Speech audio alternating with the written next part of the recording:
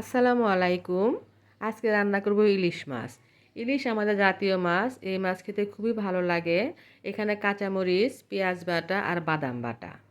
আজকে আমি বাদাম ইলিশ রান্না করব। বাদাম দিয়ে ইলিশ মাছ খেতে খুবই ভালো লাগে। আমরা যেমন ইলিশ মাছ অনেক রকমভাবে রান্না করে খেয়ে থাকি, কিন্তু বাদাম দিয়ে খেয়ে দেখেন অসম্ভব মজার।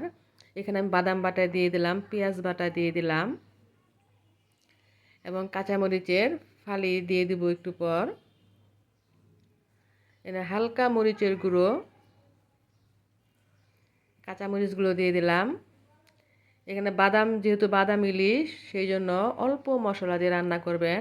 এখানে আমি সরিষার তেল দিয়ে দিলাম, হালকা একটু গোলমরিচের গুঁড়ো দিয়ে দিব। এতটাই মজা। বাদাম আমরা ভর্তা করে খেয়ে থাকি, বাদাম ভাজা খেয়ে থাকি। বাদাম খুবই সুস্বাদু একটি খাবার। আমি বাদাম বাটা দিয়ে ইলিশটা খুব ভালো করে ম্যারিনেট করে নিয়েছি। এখন সরিষার তেল দিয়ে এটা রান্না করব। এটা অবশ্যই সরিষার তেল দিয়ে রান্না করার চেষ্টা করবেন। এর আমি একটু জিরা ফোড়ন দিয়ে দিচ্ছি। যারা জিরা ফোড়ন পছন্দ করেন না তারা না দিলেও হবে। আমি সে মাখিয়ে রাখা বাদাম দিয়ে ইলিশ মাছটা তেলের মধ্যে দিয়ে দিলাম। এখন আপনাদের বোঝাতে পারতেছি না যে এত সুন্দর একটা ফ্লেভার বের হয়েছে। এমনিতে ইলিশ খুবই মজার একটা মাছ, তার উপর আবার বাদাম। অল্প সময়ে ঝটপট তৈরি করা যায়।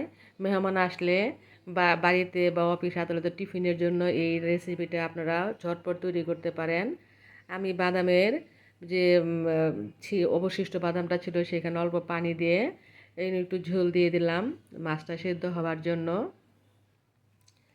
এত মজার, এত সুন্দর লাগে এই খাবারটা, দেখতেও অপূর্ব সুন্দর।